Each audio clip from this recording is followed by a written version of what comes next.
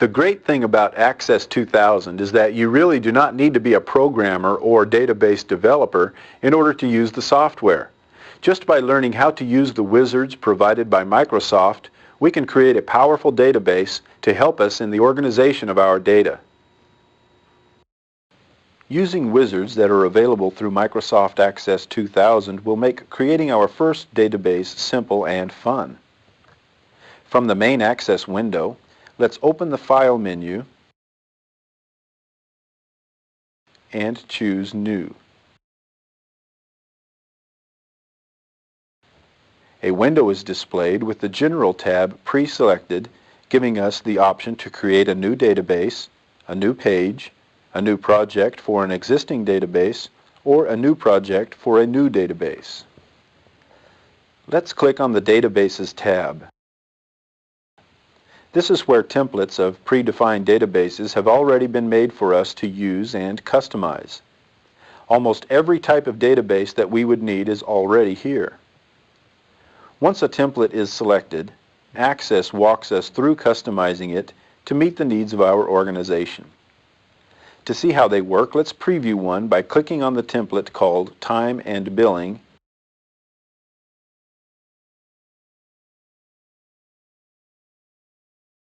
and clicking the OK button.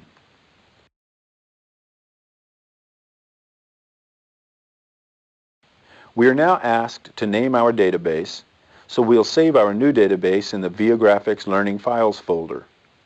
We'll leave the default name of timeandbilling1.mdb and click the Create button.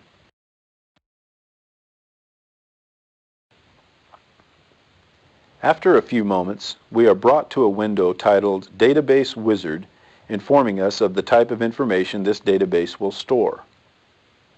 We click the Next button,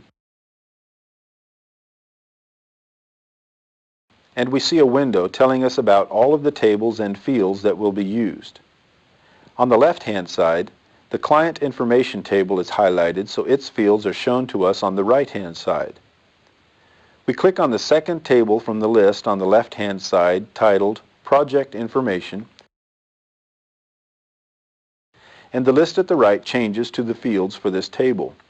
We can add or delete fields by using the check marks next to each field. We'll leave the tables to these settings and click the Next button. This window lets us choose a style for our screens to display. Let's choose International and click the Next button. The next window lets us choose how our reports will look. We'll keep the formal setting and click the Next button. We now see a window asking us to name our database, and we'll leave the default name of Time and Billing. Directly below, we are asked to include a picture for our database. Let's put a check mark for Yes. I'd like to include a picture,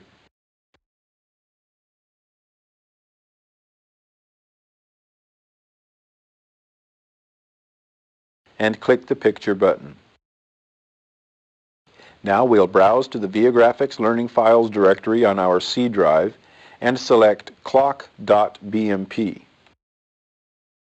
A picture of a clock is displayed in the lower right-hand corner, and we'll click the Next button to proceed. The last window asks us what we want to do when the database is created. We'll leave the setting to Start the Database and click the Finish button. Microsoft Access now processes all of the information that we have given it and creates our database. A message box now appears telling us to enter our company name and information before proceeding. We click the OK button, and a window appears for us to enter all of our information. We'll just click the X in the upper right-hand corner to close the window, and we're brought to the main window of our new database. The selections here let us work with information for clients, time cards, reports, and more. We'll look further at how a database works with our own example. Just look now at how easy it is to let Microsoft do all of the work for us to create a powerful database for our organization.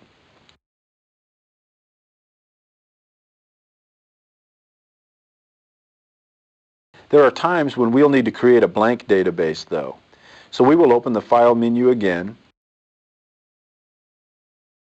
and click on New. We click back on the General tab,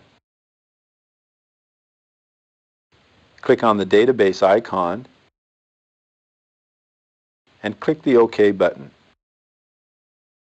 The File New Database dialog window opens, asking us to give the database a name and tell Access where to store it. We'll leave the default name of db1.mdb. Now is a good time to note that any Microsoft Access program will be named with the .mdb file extension.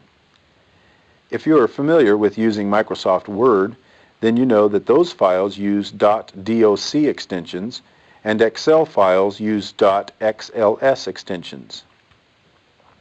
We'll go ahead and store our database in our Viagrafix Learning Files folder. After clicking the Create button, we see that the database window opens to the table objects. At this point, our database is blank, so we would need to create our own tables, queries, reports, and forms. Don't worry, we'll learn how to do all of that in good time. Let's close this database now by opening the File menu and choosing Close. We are now returned to the main Access window.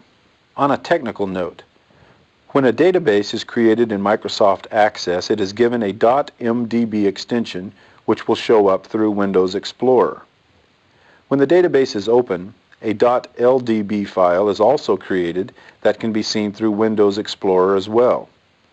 Once the database is closed, the .ldb file disappears. If the database ever needs to be copied, it is only necessary to make a copy of the .mdb file.